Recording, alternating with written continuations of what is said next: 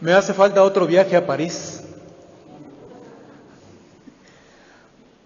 Por lo menos uno que yo pueda dedicarme exclusivamente a recorrer París en clave de Rayuela, la novela de Julio Cortázar, que el pasado 12 de febrero cumplió 35 años de haber pasado de este mundo al Padre, para buscar todos los escenarios en los cuales dio vida a esos personajes que traigo más que tatuados, cicatrizados en el alma, para buscar entre los puentes a Lucía la Maga, para tratar de encontrar alguno de esos departamentos oscuros donde a las 2 de la mañana se reúne el Club de la Serpiente a tomar mate amargo y a filosofar y a discurrir sobre el sentido de la vida, mientras la maga, ingenua como siempre, prepara café pendiente del reloj para dar la medicina a su pequeño Rocamadú, pensando que el pequeño duerme mucho cuando la verdad es que hace rato que está muerto. Mientras arriba el vecino mata cucarachas y abajo piensan que son las ventanas que se azotan porque afuera está lloviendo. Tiene dos partes importantes, Rayuela, tres partes importantes. La primera es del lado de allá, las historias que ocurren en París, donde Horacio Oliveira es el protagonista, el novio de la maga, que se reúne también en el Club de la Serpiente. Y la segunda parte es del lado de acá, donde Oliveira viene a Argentina, a Buenos Aires. La vida podría verse también así como dividida en dos grandes partes, del lado de allá y del lado de acá. Pero si las fronteras no fueran geográficas, sino sociales y económicas, del lado de allá es lo que Pedro Infante llamaría usted de los ricos, y del lado de acá la parte llamada nosotros los pobres. ¿Qué más diera yo por decir nosotros los ricos? Pero no, aquí nos tocó vivir, aquí nos tocó nacer, dijera la Pacheco. Y lo único cierto es que podemos hacer 20,000 análisis profundos, inteligentes, agudos, con toda clase de corrientes, marxismo incluido, para preguntarnos por qué hay pobres, por qué hay ricos, por qué cada vez hay ricos más ricos y pobres cada vez más pobres. Y a final de cuentas, cuando la pobreza nos toca, de todas maneras, la realidad, la agudez y la inteligencia de los análisis no nos sirve de mucho. Pareciera, dijera Etienne en una de esas reuniones del Club de la Serpiente, que en realidad nosotros somos como las comedias. Cuando uno llega al teatro en el segundo acto, todo es muy bonito, pero no se entiende nada. O como llegar tarde a misa, pues. Todo es muy bonito, pero no se entiende nada. Como que la pobreza nos fuera dada por fatalidad, decía Mafalda un día cuando leía el periódico y veía las fotografías de los autos que se estrellaban por ir circulando a alta velocidad en las avenidas. Si los autos quieren suicidarse, allá ellos.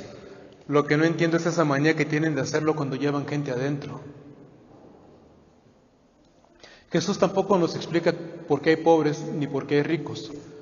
Lo que en Jesús sí encontramos con mucha claridad, como hemos escuchado en el Evangelio, es cuál es la postura que toma Jesús frente a los ricos y cuál es la postura que toma frente a los pobres. Y en Jesús, ¿cuál es el partido que toma Dios entre los ricos y los pobres? No se trata de maldecir a los ricos, por supuesto, pero entre los ricos y los pobres, Dios está siempre con los pobres. Piensen en esto, como cuando vas a los escaparates de las tiendas deportivas, por decir, de Forum Buenavista o las del centro, o a las que ustedes quieran ir, y ves la hermosa playera de los Pumas de la temporada y dices, qué hermosa la playera de los Pumas. Y ya te ves con la playera puesta en el estadio, en el palco, haciendo la ola y cantando cómo no te voy a querer si mi corazón es azul. Y entonces tienes dos opciones, una que digas como todo el mundo, cómpratela, ándale, te la mereces, para eso trabajas, y entonces si te la compras o te quedas con las ganas y sigues tu camino. Y el problema es que hay mucha gente que siempre se queda con las ganas. Decía mi madre, me voy a morir como el jorobado, y todavía le preguntábamos de niños, pues ¿cómo? Pues con las ganas de ver para arriba.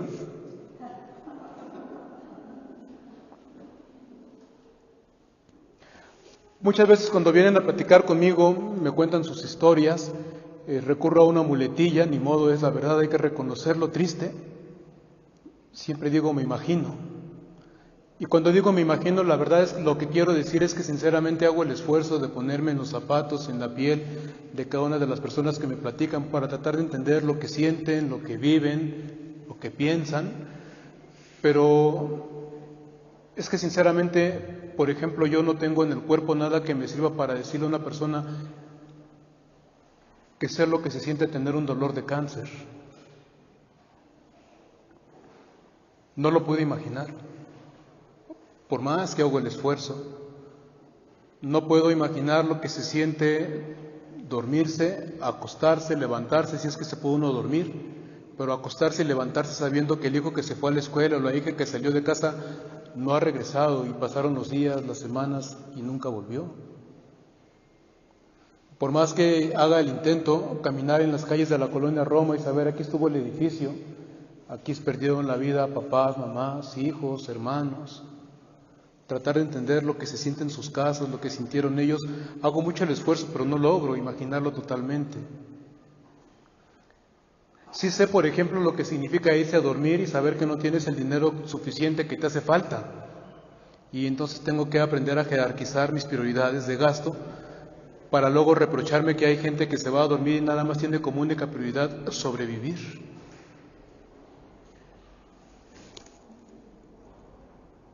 En fin, que al final del día tenemos dos opciones. Uno, lamernos las heridas, o dos, ungirlas de esperanza. Decía Etienne en una de esas reuniones en esos departamentos oscuros a las 2 de la mañana, bueno, no es que haya que intentar vivir, puesto que la vida nos es fatalmente dada.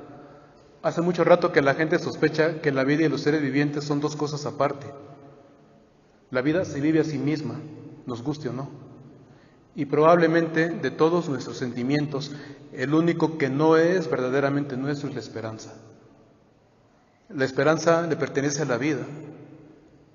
Es la vida misma defendiéndose. A los pobres se les ha quitado todo, muchos han sido empobrecidos desde antes de nacer. Lo único que Jesús quiere es que ellos sepan que aunque les quiten todo, que aunque lo hayan perdido todo, siempre tendrán a Dios con ellos. Todos, los pobres que sean, los económicos en primer lugar. La pobreza produce sufrimiento, aunque no todo sufrimiento es producto de la pobreza, pero cuando sufrimos, todos experimentamos una especie de pobreza existencial. Porque hay gente que se consuela y te dicen que estás enfermo, que necesitas estudios y corres al médico y te hacen los estudios y te dan el tratamiento y lo libras y dices gracias a Dios. Hay gente que no tiene las posibilidades económicas de eso, pero también hay muchos momentos en los que aunque tengas las perlas de la Virgen en la bolsa, llega el momento en el que alguien te dice ya no se puede hacer nada, hasta aquí llegamos, y en ese momento te sientes pobre, frágil, y entonces uno no tiene más remedio que aprender a confiar en Dios, o lamerte las heridas, o ungirlas de esperanza. Dios no nos prometió una vida fácil, ni sin dolor, ni sin problema, ni sin contratiempos, ni sin pobreza. Nos ofreció estar siempre con nosotros todos los días hasta el fin del mundo.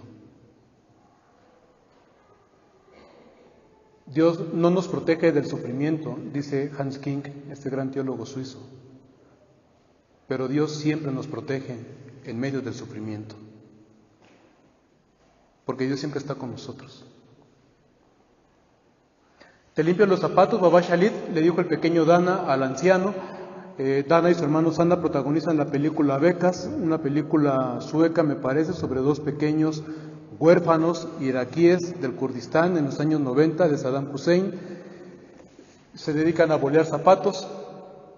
Baba Shalit les permite guardar sus bancos de boleros en su taller, donde el anciano ciego repara aparatos eléctricos. Un día ven una película norteamericana, Superman, y los dos hermanos, un niño y un adolescente, tienen la atrevida ocurrencia, la atrevida ilusión de viajar a América solos para conocer a Superman, para regresar volando con él a Irak y, ¿por qué no?, para que Superman resucite también a sus padres. Cobran un dinar por par de zapatos boleados, hacen cuentas y resulta que necesitan bolear 30,000 pares de zapatos para poder hacer el viaje a América. Al final no llegarán a América, pero sí encontrarán a Superman. Pero antes de emprender el viaje, el pequeño, estando en casa, en el taller de Baba Shalit, le dice: te limpio tus zapatos, Baba Shalit. Y el anciano le dice: los héroes tienen los zapatos gastados. Y el pequeño le responde: mis zapatos están gastados. Y el anciano le dice: tú eres mi héroe. Si lo pensamos bien, parece un diálogo entre Dios y los pobres, que son sus hijos muy queridos, porque quién duda que los zapatos de Dios están gastados de caminar siempre con nosotros, porque su amor así es, enteramente fiel. Por la ternura de su lealtad hacia nosotros. Lo que Dios quiere es que no nos cansemos de caminar, que no nos venzamos a la primera, que no colguemos los tenis a la primera de cambio, que tengamos la certeza de que Él siempre está con nosotros.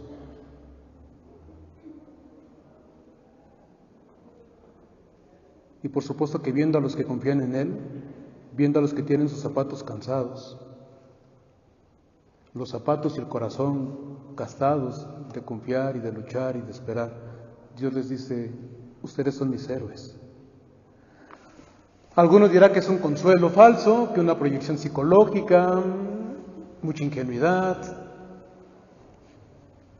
como sea, pero yo apuesto el cielo entero, y conste que no es un partido América Pumas, pero yo me apuesto el cielo entero a que un día, cuando seamos recibidos en el cielo, muchos presumirán con orgullo los cansados, los gastados zapatos de Dios como un premio, igual que los suyos, los de los muchos que siempre ponen toda su confianza en Dios.